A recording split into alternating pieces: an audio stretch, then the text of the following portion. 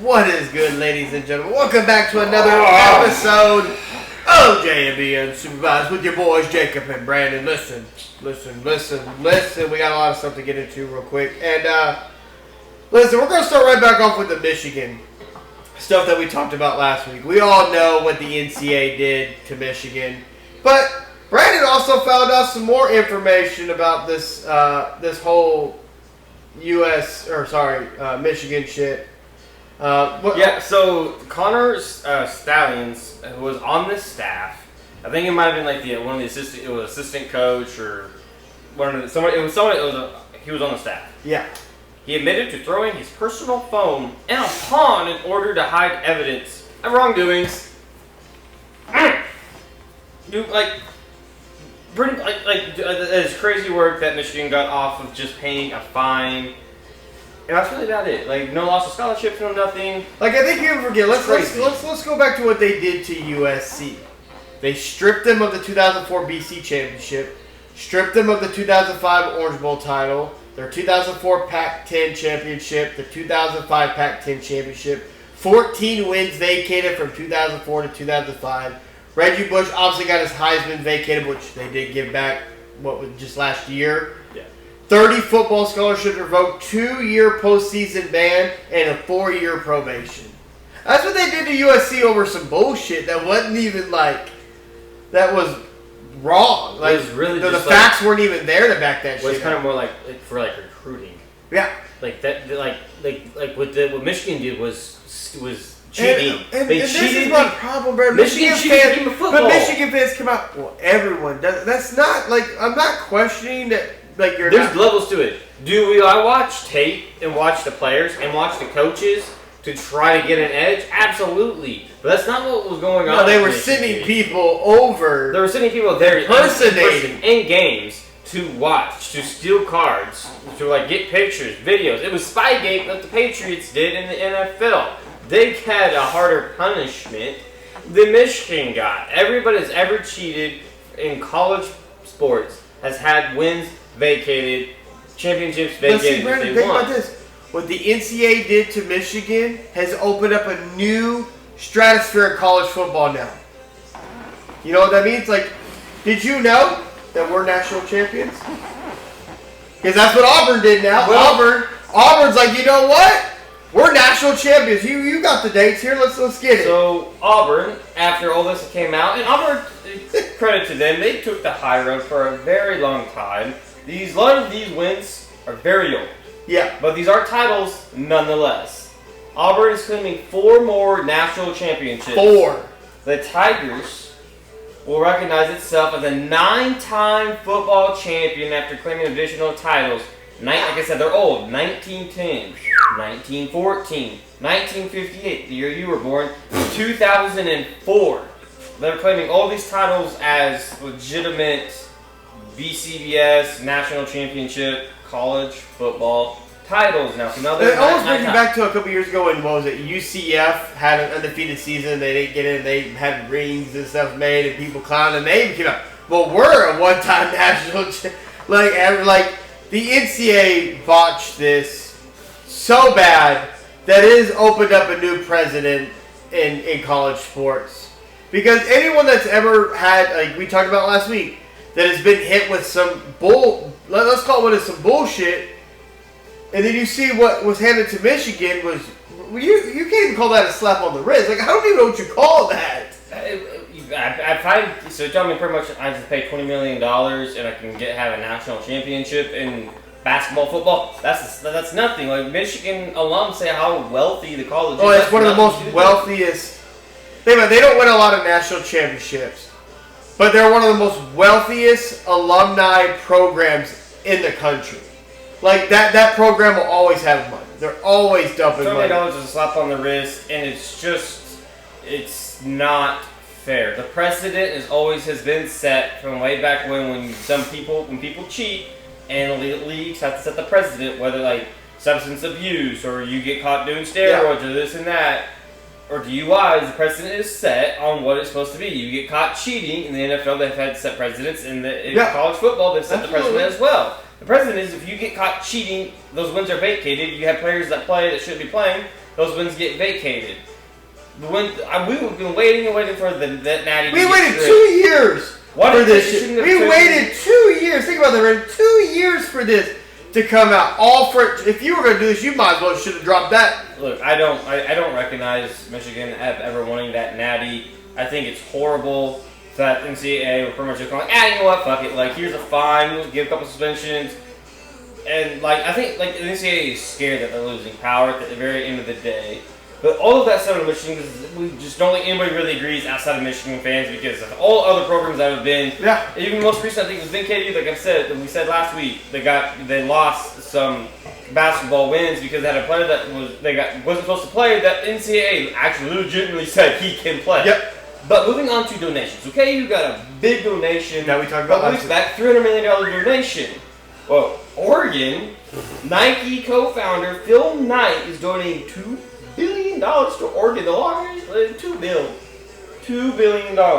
Is that fuck you money? What is that money? That's more than we talked about last week. That's fuck you money. I don't know what $2 billion to a program is. That's above fuck you money. That is like you can't touch me money. Like dude, like I can do whatever I want, give you whatever I want. You just name it, I got it. I mean, Oregon already got like the top of the line Nike like. Dude, looks. They do. They have. The unions are amazing. Beautiful now Nike. $2 billion from Nike. If Oregon don't start winning some natties soon, and football or basketball, well, I don't know. I question what you do with my $2 billion. There better be a lot more stadiums, a lot more programs and buildings being built with $2 billion. The dude better get a statue. With $2 billion. But back on KU, so obviously David Booth, $300 million donated with a couple other founders. That new stadium for KU looks nice. It does, but there's been a $25 million donation that was overshadowed. And I just want to give a shout out to Paul and Linda DeBruce, who donated $25 million to KU. That's not fuck you money, but that's like we have a little bit of money laying around, we're going to give it to you, so we appreciate it. Hey, 25 million that's still fuck you money. So $300 million with $25 million donated to KU. The stadium was like $450 million, I think it was, $450 million. So KU over this quote-unquote off-season has gotten $325 million donated from the alums. Then, so $2 billion the Oregon got, but like nobody really got. I mean, you got $2 billion laying around. Yeah, but shout out to, like I said, absolutely, Paul man. And Linda. KU, I think people listen. We obviously we're from Topeka here. We love our teams. KU football. Listen, we know we're a basketball school, but let's not sleep on this football program. It's been a little up and down, but we're still holding out hope. Well, I mean, holding out hope. We got funding now for some NIL. Yes, so and that's really all it takes. And with the NIL money, a lot of these kids don't have to go chase. You can stay home, and I think people sleep on like the type of athletes we have here in the state of Kansas, just in general. I think we have great athletes. Really like the Midwest, from like the Dakotas and Nebraska. Yeah. And like if we can start piping in a little bit of Oklahoma and the Texas area, then kind of spin out to Colorado, Missouri. Like we have the West region as a whole. There's plenty of talent here to pipe into, and having almost $400 million in one offseason given to you to spend on KU athletics. We're going to go a bit Not wrong. I'm not going to spend too much time on this one. Cam Newton, Auburn. Speaking of Auburn, they're going to retire Cam Newton's jersey, his number 2 jersey. He did lead that team to a national championship in 2010, 2011. Basically, it was a carry job. He carried them only out of everybody else on that roster. Only one person played one NFL snap. That was it. So none of them even sniffed the NFL. They were all. Does he deserve it? Yeah, that job, he won every major record. So, but shout out to Cam Newton. But I want to touch on something, staying on the quarterback talk, and we got to talk about Archie Manning here for a second. So, obviously, the Browns owner came out and talked about Archie, and then Archie's grandfather came out and said that Archie's not leaving college. He's staying. He's not going nowhere. Well, Archie took, I wouldn't say offense to it, but he did call out his grandfather saying that that's not really a reliable source. So, so we got some family drama going on here? No, good God. Boy, I tell you what, if I wasn't around, you'd be a clickbait son of a bitch. I mean, but he did the press conference. I watched the press conference. He did not no. I watched the press conference. The media asked him, hey, so you're not coming out? He was like, I don't necessarily know where my grandpa's getting that from. Trying to keeping the door open. Like they tie like that. No. Like his grandpa is assuming probably correct. I mean, I don't think Grant was wrong. I don't think so. He's Like coming again, out. clickbait Jacob over there. Hey, trying to family drama. Trying to spark it up for him, dog. It was funny. It was very funny. Like, I don't know what his source is because it was great. It really was. The source could have been Archie's dad for all we know, saying, "Hey, the boy ain't coming out."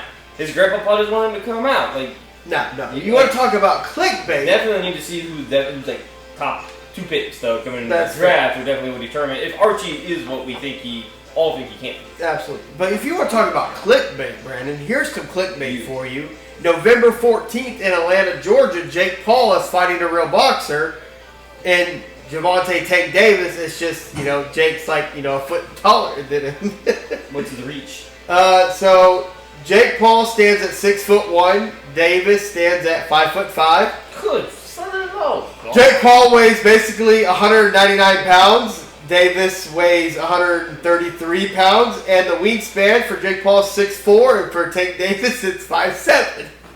But Tank Davis is 30-0, is a real boxer, but you do realize you can let's see, almost has a foot wingspan more.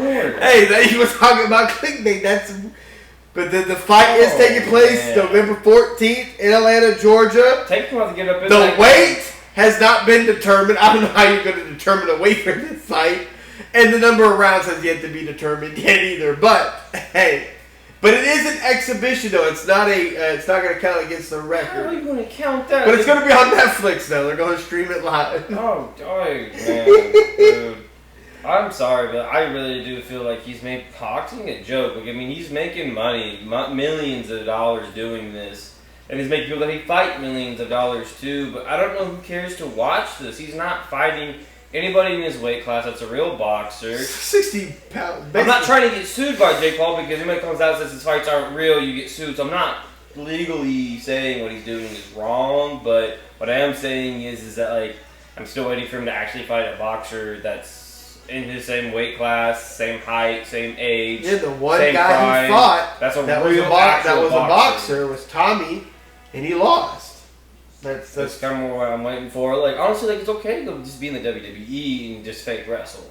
Hey, Logan Paul's doing great over there. It's okay to do that. He's doing great. It's really, honestly, it's okay to do that. But, like, he's keeping boxing alive. So, like, anybody that's, like, any, like, boxing people... We're just trying to get to, really, the Canelo-Terrence Crawford fight that I believe is in September. Like, second week in September. That's, very outdated. I mean, Canelo's quite up there in age now. Yeah, Canelo and Crawford are both up there. And a lot of people feel like Canelo shouldn't have even won his last fight. So, that's some clickbait. That's clickbait. I mean, people that love watching it, I guess. You're not wrong. So, moving into the football world, man, we got to talk about, let me see if I can find it here. I got to pull it up here. November 1st, I'm telling you right now, Brandon, November 1st, don't need any college football fan. So, November 1st, this is the college football day schedule. Penn State and Ohio. Woo! Miami and SMU. Arizona State and Iowa State. South Carolina and Ole Miss.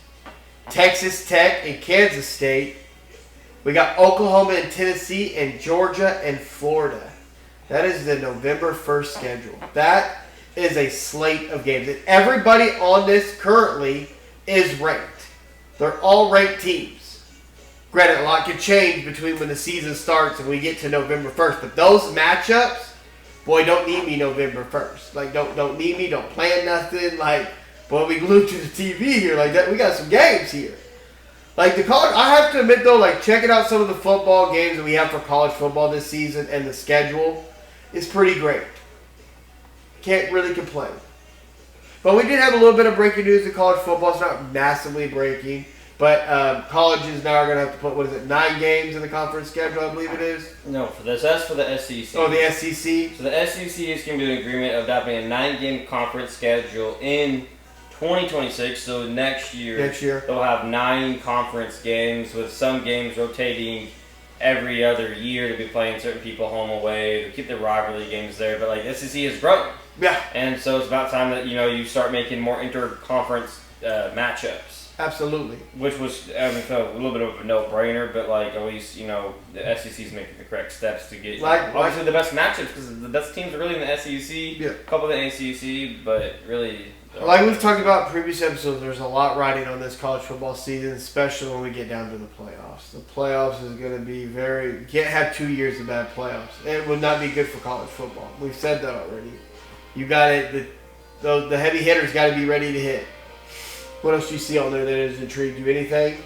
No. Checking it out. But that's the November 1st schedule. That schedule is going to be great. So, but college football starts tomorrow. Yeah, college football season opens up tomorrow. So college football season is basically officially here. Starts August 23rd. So we're going to start with our Kansas Jayhawks playing Fresno State and our Kansas State Wildcats playing number 22 Iowa State. Ooh, those are going to be good games. That K-State game should be weird. KU should honestly win. K-State, I would say that should be a good game. But high praise for K-State this year. A lot of people believe that they can make a bowl game this year.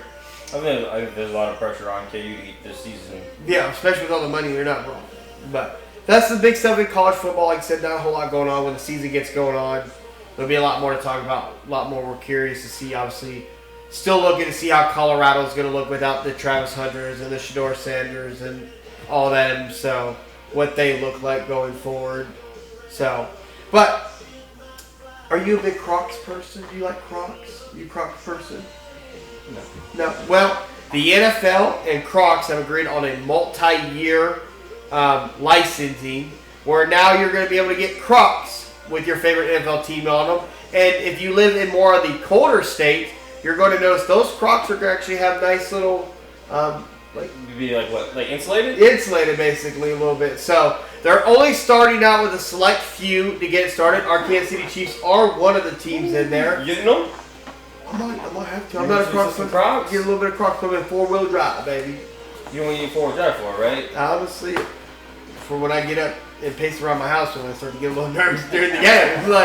But yeah, Crocs is doing that. I didn't know that wasn't a thing. I thought I had seen Crocs like that, but I guess it's been like off-brand.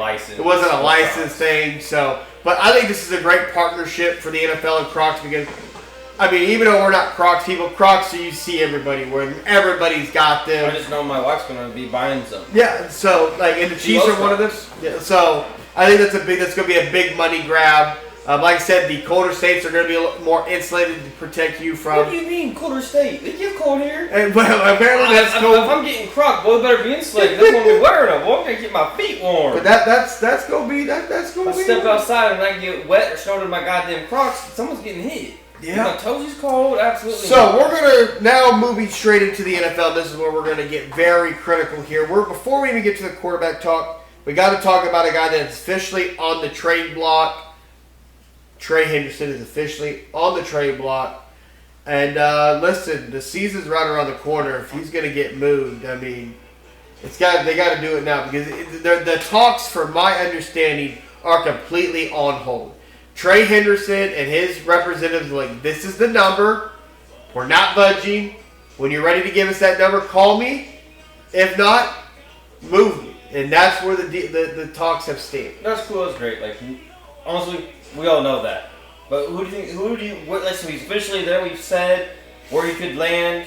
And the front runner, I do believe, to land is the Raiders. Sounds like the Vegas Raiders. Pairing with Max Crosby would be a crazy pairing. I was really hoping the Browns would give that way he could just take out Joe Burrow, right out the gate. Week one, baby, coming from Joe Burrow's ass. He could be smoking on that Joe Burrow. But I really don't know where he's gonna go. I just don't see them keeping him in the AFC. Like, it's just one of those things where I don't think you'd keep him in, your conference. I feel like you'd send him to the NFC, well, I mean, it makes sense. Like, I don't think interconference obviously hardly ever happen. I think the last time we really saw a big name that was moved interconference was probably Donovan McNabb when he was traded to the Redskins. Yeah, so that was probably the biggest name that we saw moved, and that was a quarterback. So the Eagles obviously were kind of onto something there, knowing what McNabb really kind of had left. I don't foresee Henderson getting traded within division, but the Raiders have the cap space to absorb his initial cap hit this year if they don't get an actual deal done with him. I personally like to see him go to the NFC side, go away. Definitely not in our. If I'm the Rams, why not? Why not? Like, why not? Fuck them picks, right? Because for the Rams, it's more of like, yeah, you give up the picks, but they've already said fuck them picks before. And, like, you're trying to go one last hurrah with Matthew Stafford. That defense is young. You add this, a guy that's basically giving you 18 sacks over 2 years straight. Why not? With that young core of a defense? Fuck. Call Aaron Donald. Does Trey Henderson work for you to come out of retirement? Like, does that intrigue you? Like, come on now. So, obviously, he's being traded at some point. Yes. During this preseason. Well, he's not playing. He's already been right. So he's being traded this preseason / offseason that we're in. Week 1's approaching. We're about a week and a half away. What kind of package do you think gets it done? Not saying any team, but like, what do you think the Bengals want for him? Because none of this has been put out there. No, but I think for him, a 30-year-old GM that has back-to-back seasons of 17. Maybe a second and a third. It can't be a first-round pick. Dude, I'm laughing at you.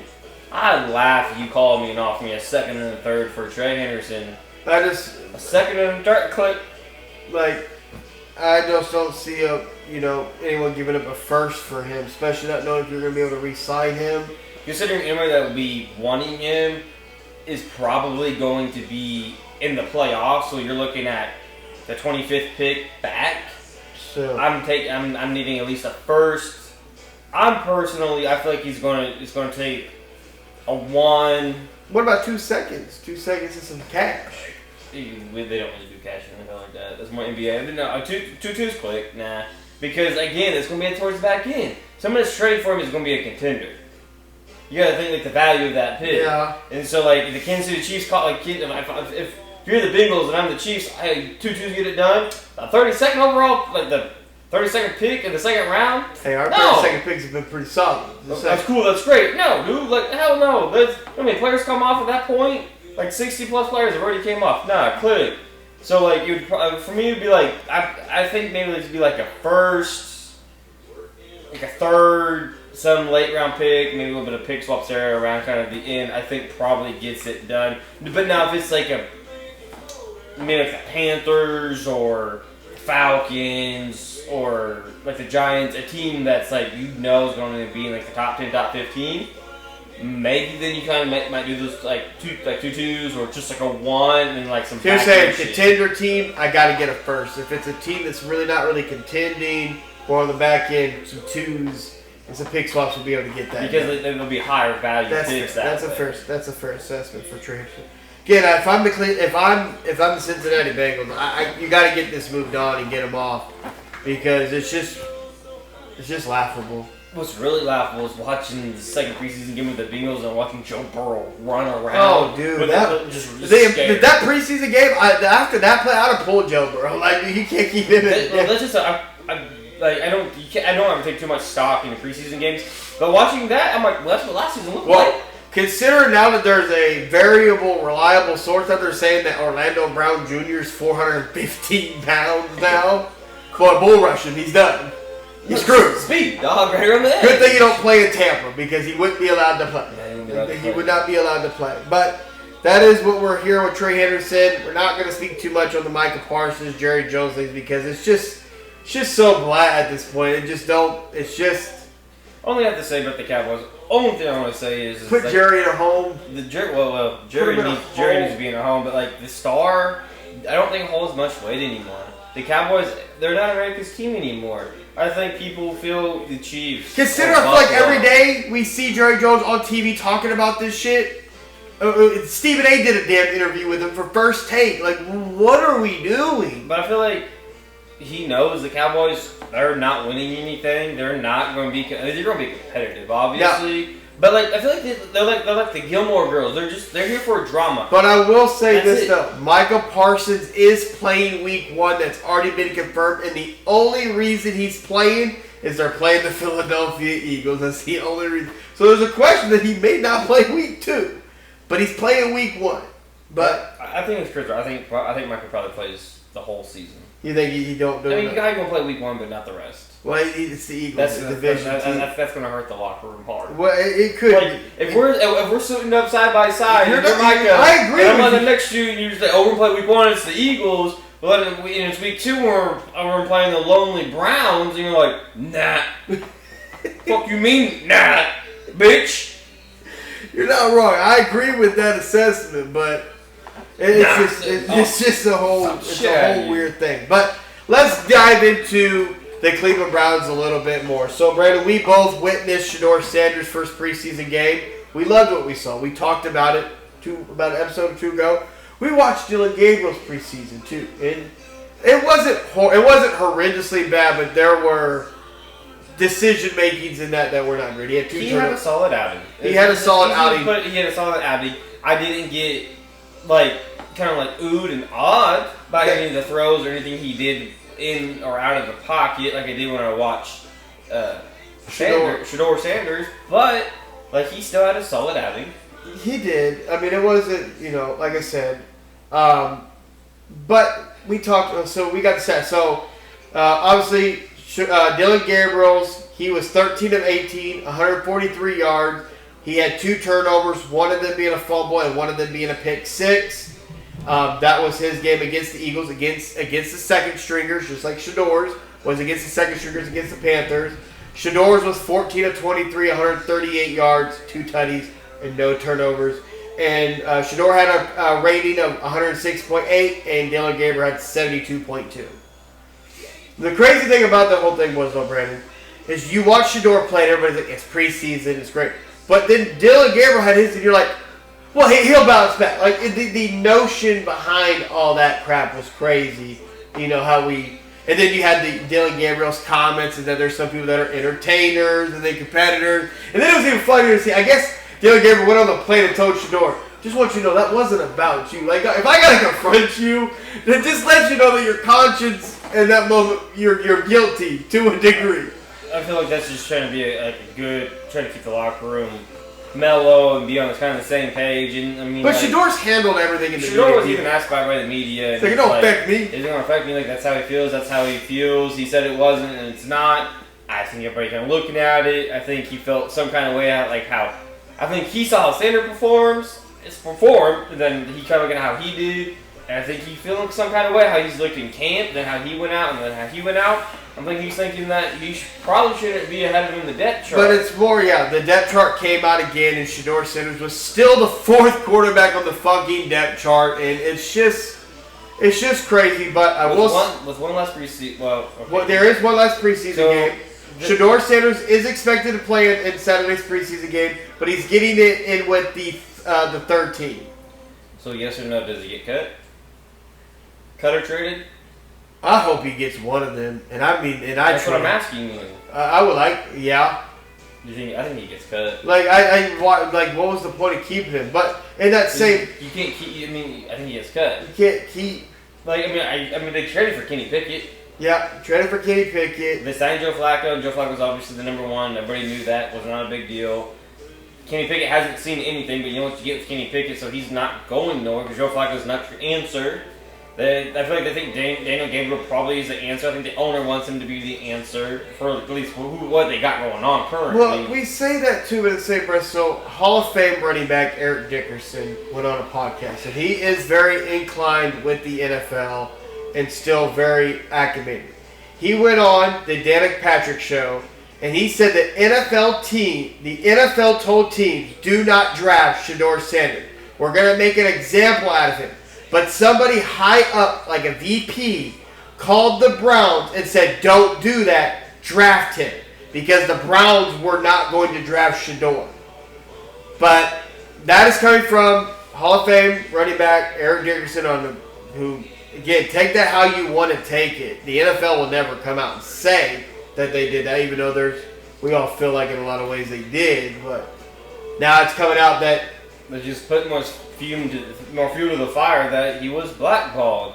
He's probably been the most ever blackballed player in the league to actually legitimately do nothing to the league to be blackballed. And he's done nothing. He's literally done nothing. His father did nothing but great things for the league. But you know what? Let's blackball his son.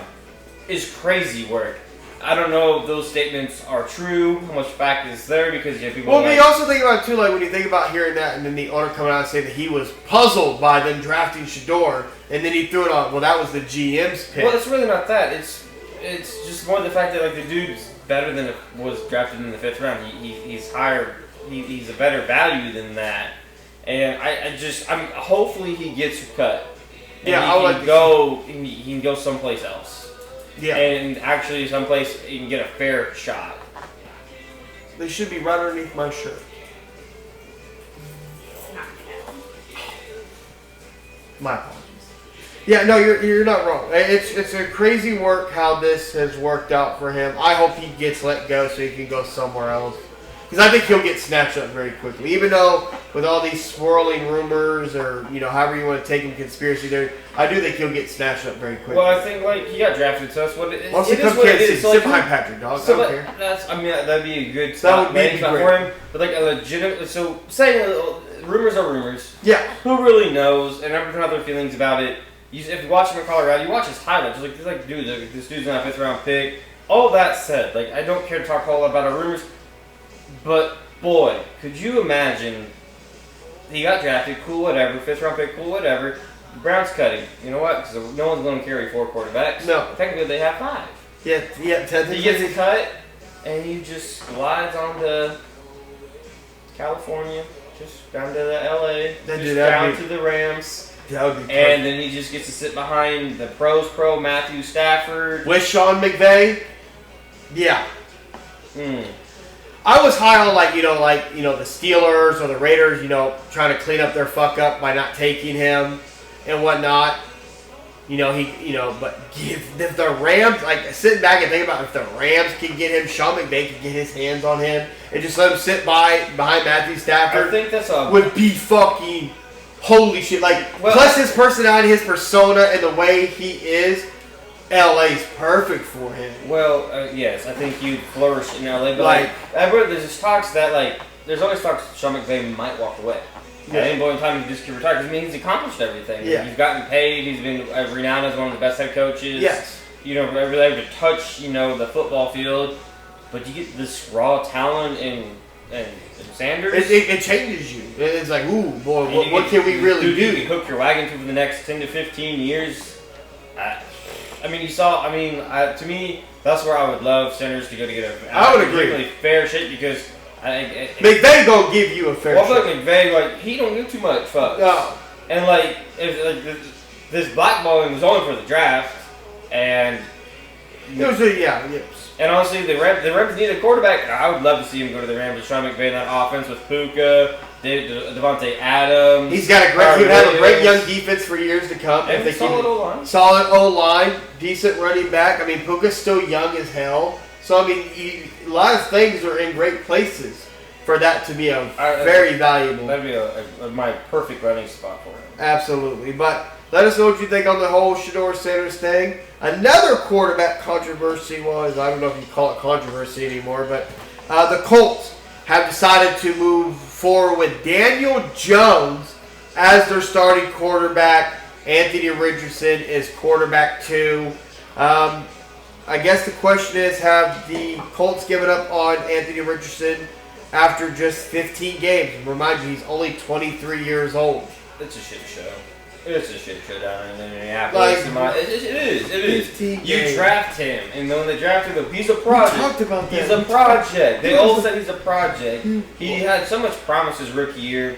Messed his shoulder up, was out. That promise last year too. Started off hot, and he looked promisingly really good last year, and then there was subbing himself out and some other drama that went down there. So he was in and out of the lineup.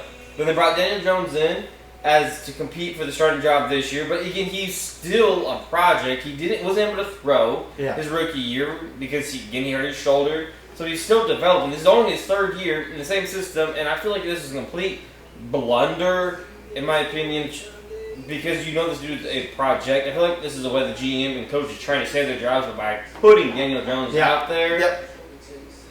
But in all fairness, though, I'm going to read off one stat. Okay. Then I'm going to read off Daniel Jones. I'm not going to tell you the quarterback on the left side. I'm not going to tell you guys either, because only I know. Okay. So, on the left, we have 22 wins, 38 losses, about 4,800 total yards, 69 tutties to 46 interceptions, 85% passer rating with a 63.3% completion rating. That's the left side QB. Okay. All right. It's not a good quarterback. So then Daniel Jones, 22, 37, and 1. So same amount of wins. Ooh, nice. 14,605 total yards. So yards are very... So about 200 less total yards. Okay. Passing touchdowns, 62 to 69. 42 interceptions for Daniel Jones to 46. Passer rating for Daniel Jones is 84.3. The other had 85 passer rating. Completion percentage is actually higher, 64%. This dude's a top 5 paid quarterback in the league, and Trevor Lawrence. That's the left side. The guy I read off first. Those are the left side top 5. He's the top 5 paid quarterback in the league for the Jacksonville Jaguars in their first 60 career starts. So obviously Daniel Jones should have won it. When you read it like that, it makes you think, damn, have we been too hard on Daniel Jones at times? When you read those stats, how we try to make excuses for Trevor Lawrence, but damn, when you put it in perspective like that, and you read the numbers, it's like, damn, have we been a little hard on Daniel Jones? Trevor Lawrence had more talent around him. Than Daniel Jones had. Yeah. Daniel Jones maybe had a little bit better defense. He was in the bigger market. And I think they have the same amount of playoff wins, too. They both have one. They both have one. Both have one. Trevor Lawrence had a comeback win. Yep. So, wow. Woo. But, I mean, I don't think Daniel Jones is the answer for the Colts. They do have a lot of young talent on this Colts roster. They do.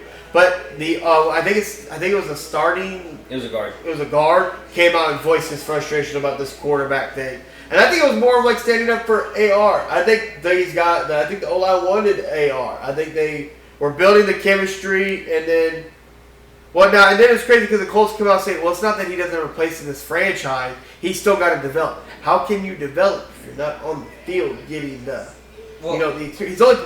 People forget, he only played 13 games in college. He's played 15 total games in the NFL. He's going into his third year. So it's like... And you took him the 4th overall pick, like you said, knowing that this dude was raw. Like, raw. Knowing that it was going to take time, and you're already like, you know what? That's why I feel like this is a way the coach and GM, really the coach, is trying to save his job by throwing Daniel Jones out there, knowing that AR is going to have some high ups and some bad and some really lows. These are the quarterback records under Shane as the head coach since 23. Joe Flacco was 2-4, Gardner Minshew was 7-6, and Anthony Richardson was 8-7. So that's what there's been.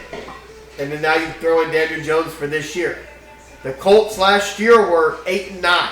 So if Daniel Jones stays the starter, let's just say for the whole year, they were 8-9 last year with Anthony Richardson and Gardner, with Anthony Richardson and. Was it Matt Ryan? Was it last year? Yeah. Matt Ryan. So it's like, I don't know, man. I really feel this is the way that they're trying to. The GM and head coach are trying to. Like it's crazy. Like I think people when I say he's 23 years old, Anthony Richardson is younger than these. These are the guys that he's younger than: Shador Sanders, Will Howard, Dylan Gabriel, Tyler Soft, Caleb Williams, Bo Nix, and Michael Penix Jr. He's younger than all those guys. Now, some of these guys have just entered the league, going into their second year, maybe third year or whatnot. But he's young. He's still younger than all those dudes. That just shows you, this dude is still young. He's still learning the game, too. Well, it comes down to, the franchises break or make quarterback. It really comes down to landing in the perfect situation with the right people to help you. Like I said, I go back to... Look at Sam Darnold. Yeah. He went with the Jets. We're seeing ghosts kind of bounce around a little bit. Got with the 49ers. And when we landed the 49ers and then this last year with the Vikings, looked like a potential franchise guy. Maybe not like an altering franchise guy, but... We'll really get our very real... lead the franchise. Yes. He's got to prove it this year with the Seahawks. But now he's with the Seahawks with still plenty of talent around him. No Jetta by no means. No. but still have plenty of talent around him. Plenty of talent. And so, like, we'll get to see that if Sam Darnold can be, and it's going to be quite curious to see if AR can hang around the league long enough to be able to get that correct landing spot and to find that guy that can be. It just comes to show you, and I always go back to our Chiefs situation when we had Alex Smith and we had Patrick Mahomes. We had the right coaches. Alex Smith was a willing teacher, and Patrick still, to this day, still credits Alex Smith for everything that he's been able to accomplish and do because Alex Smith was willing to teach, and he developed, and boom. Well, it just I get there's other situations out there, but I just like coming back to that one because they're the best situation, the best one that does it ever for like the past probably your whole lifetime of how old you are is the Green Bay Packers. Yeah, the Packers are now from Brett Favre to Aaron Rodgers now down to Jordan Love. They don't turn quarterbacks over very often. They don't. I mean, they get a guy, and that guy's the guy until it's time. In your long lifetime, that's the three that they've had. When Brett Favre was getting a little long in the tooth, Aaron Rodgers fell in their lap the same way Jordan Love fell in their lap. And they take them knowing that a quarterback makes or breaks your team, and they sit there and they develop them. And that's when people say, well, you need to sit and develop. That's what a quarterback needs, a guy needs. And like you said, that's what Patrick Mahomes got with Alex Smith. But you have to have the coaches there though too. You gotta have the right to push those guys. It's like so easy to get so complacent as a young guy. Like whatever, I ain't gonna see the field, whatever. You start going through the motions. You gotta keep them driven and hungry. And the Packers do it the best. The fact that nobody else in the league.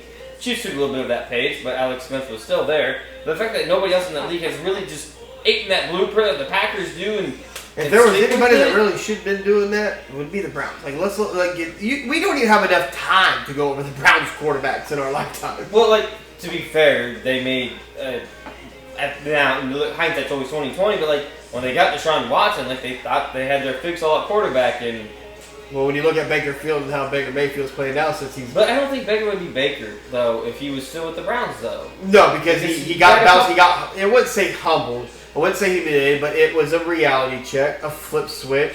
And again, he went to the Rams, and that changed him. Okay, well, easy with Sean McVay and how great he is, but he got to bounce around a little bit. I think he matured, but also different. He got that fresh start with a new staff. And a new look, and obviously having Mike Evans with 11 straight years of 1,000 yards receiving helps. Yeah. Godwin obviously helps, but getting to a fresh start with a fresh fan base and organization sometimes is what you need. Yeah. And we're potentially looking at two quarterbacks that we just spoke about, Ishador Sanders and Anthony Richardson. That could be, more so Anthony Richardson, I think, needs to land in a perfect spot. So, like we did Shador, where would you like to see AR go? Where is that?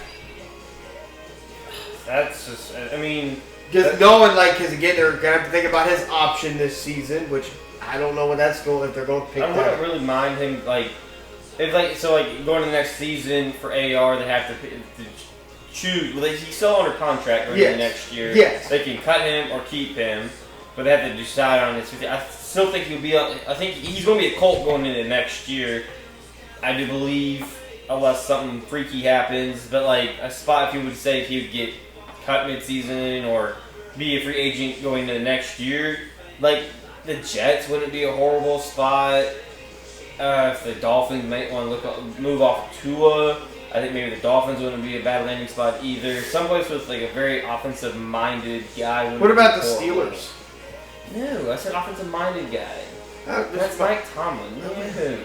There's definitely structure there, but their offense is very bland. That's and fair. he needs a college system. That's fair. Which the pro game has developed quite well. Yeah, that's fair. That's fair. Moving on to the next thing, we got to talk about some of the quarterbacks that are going on in this league right now. Okay. If you guys that don't watch First Take, a lot of us don't really watch mainstream sports media. We kind of wait for the clips to come out. And we're going to start right here with Dan Orlovsky's take on Joe Burrow. Dan Orlovsky said that no quarterback deals with a worse dealt hand than Joe Burrow. As you see, you see it, Go ahead, get it off your chest. Tell the people. Get it off your chest. All right, man. I didn't know having T. Higgins and Jamar Chase was a bad hit. Having two number one guys at wide receiver and having Joe Mixon in your backfield and then you getting rid of him. Dan Orlovsky and Ryan Clark feel that the Bengals are wasting Joe Burrow's career. See, that's two different. That's two different subjects. Joe Burrow is not dealt a bad hand. Joe Burrow has all the weapons in the world to do whatever he wants because that's what he wanted. He wanted Jamar Chase. They went and drafted Jamar Chase. They had a premier left tackle sitting there in the draft they could have took, who is a premier left tackle. They didn't take him, took Jamar Chase, even though they had T. Higgins. Yep. They had a couple other guys at wide receiver too with the Bengals, but they took his guy, then paid his guy. Yep. And then they're like, well, I still want T. Higgins, so then they paid him, so we have no trainers, and couldn't. They don't want to pay him, they don't give him what he is worth. Yep. So, no, Joe Burrow got exactly what he wanted. This isn't Madden. Like, this is not, you can't just turn the cap off and just sign everybody. Yeah. Joe Burrow has not been dealt a bad hand at all. The organization has done exactly what he has asked of them. Give me a better O-line. They've tried. They've missed. That's a lot of money. And then they said, keep my top wide receivers, which they have, which is wrong, because again, there's blueprints out there. The Rams, the Chiefs, the Eagles, the Patriots with Bill Belichick. You don't keep the top guy. You don't make him the highest paid. Cowboys should maybe listen a little bit to that. But, no, he has not been dealt a bad hand. Now, is the organization and themselves wasting Joe Burrow? Oh, absolutely. They're wasting him. But that's different than Joe being dealt a bad hand. Because Joe's been given everything he's wanted.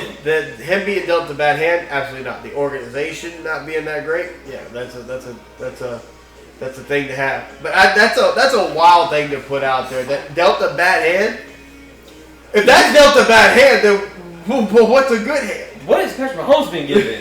Good hell. A dude that wants to go 120 in a Lambo and crash in Texas, traded away baby making Tyreek Hill, 35-year-old Taylor Swift, Travis Kelce, Kareem Hunt, who, good God, came off the couch weighing who knows what, Isaiah Pacheco that's just like mad at the ground, and then here have Xavier Worthy that was a rookie. Like what we and then don't have a left tackle in the Super Bowl, don't have a left tackle at all. What are we doing? That's not dealt a bad hand?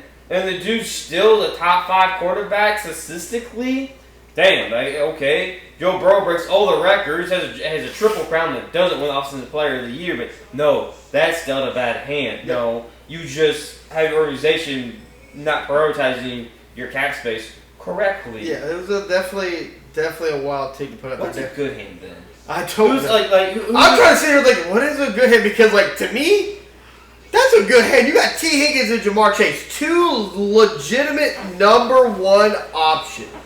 I don't even know what a good hand would be. Like, so, if you put, I mean, I think you and I both agree that Patrick Mahomes is the number 1 quarterback in the league. You put Patrick Mahomes on this Bengals team, just as it is.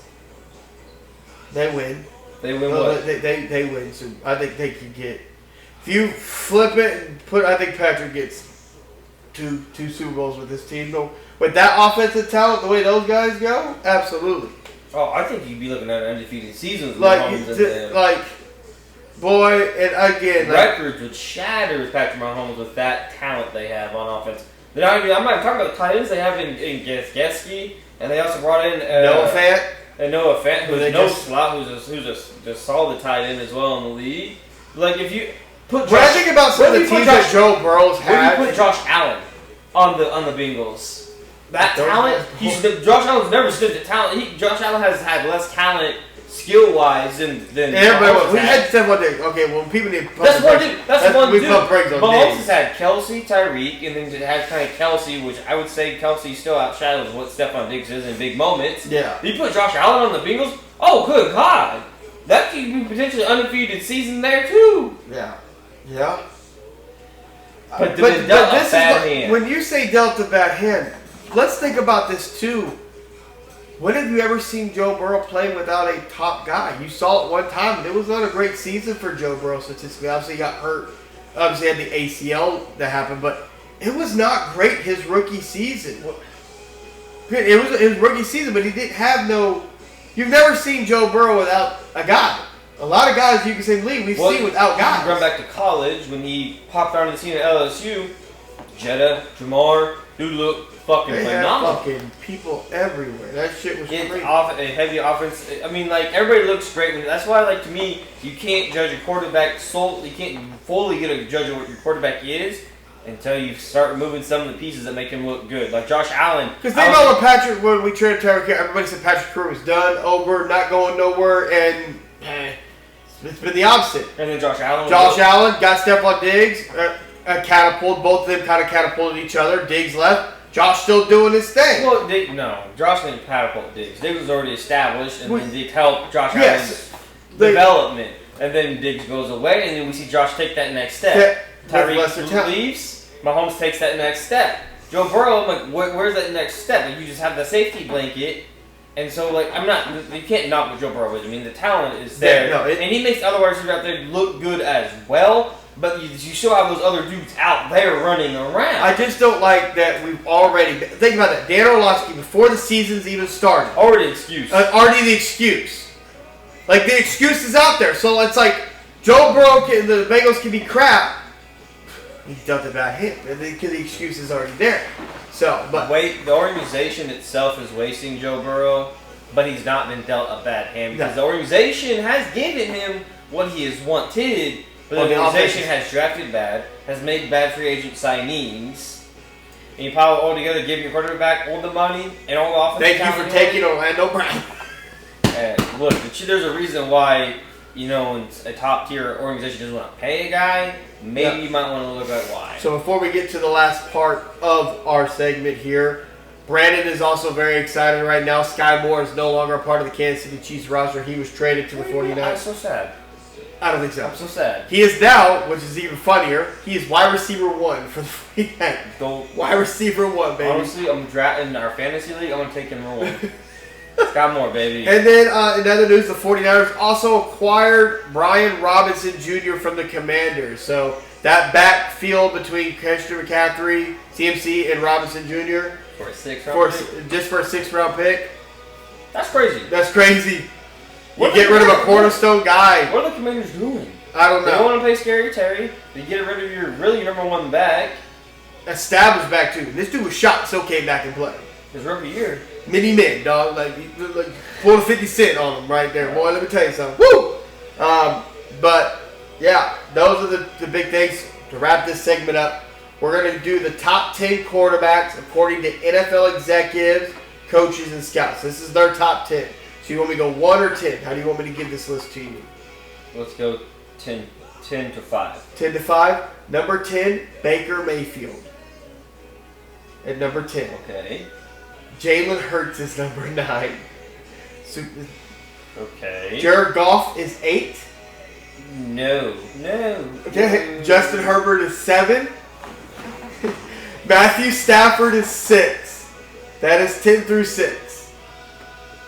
Like Matthew Stafford, that's about solid there. Jalen Hurts, who has been like an otherworldly god on the Super Bowl stage, is 9. 9. I'll let you see this list, my guy. This is our top 10. All right, so then moving. Bro, you can't have a rookie quarterback that high. So at 5.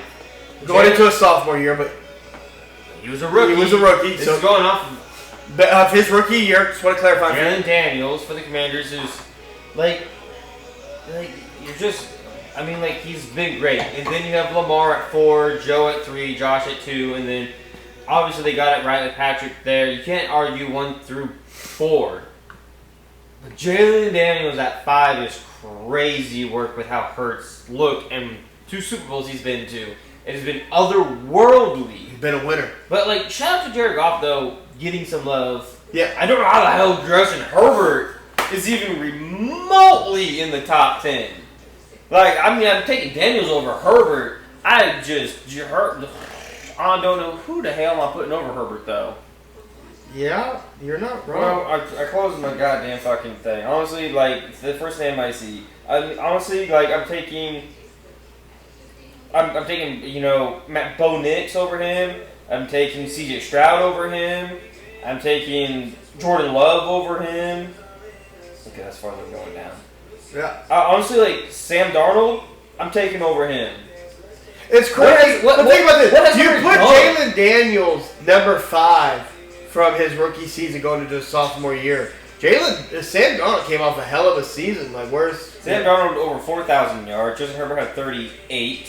504 attempts for Herbert, completed 332. Yeah.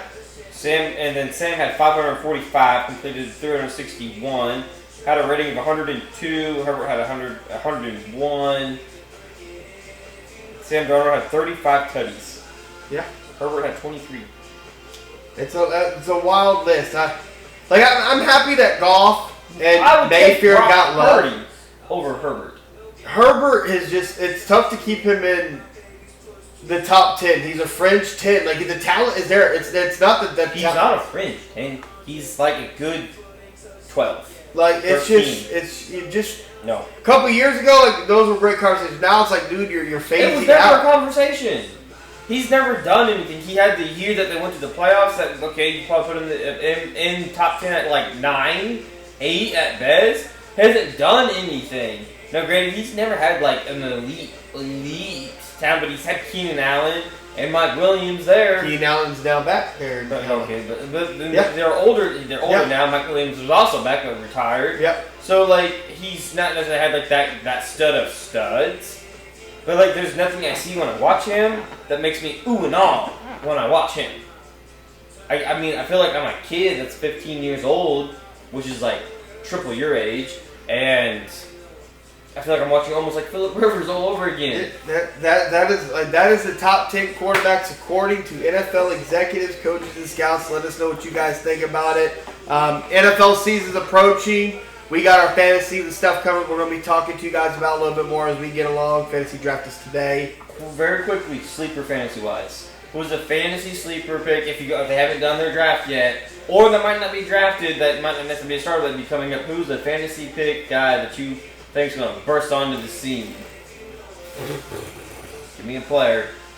Like, are we like any position? Any position. You can be positionless. I think a guy that I'm really high on is the running back from the Giants. Scavino? Scavino. I think he's a hell of a sleeper pick, and he's going to get touches. He's not running back 1, but he's running back 2, but he's getting a lot of reps. I think he can. Sleeper. Like, he can be a hell of a sleeper pick. I know he's a rookie, but boy, I think I think he'd definitely be a hell of a sleeper. And if I had to go, a wide receiver. Who you got? My sleeper pick? Patriots defense. Oh, yeah, they can probably put Patriots defense. Especially if they can land like a Trey Henderson or, Just how they're constructed. Mike Vrabel. With the Patriots, the talent they have there is better than any talent he's ever had with the Titans. Give me the Patriots defense as a sleeper. Absolutely. But we'll see you guys next week. Football season's approaching.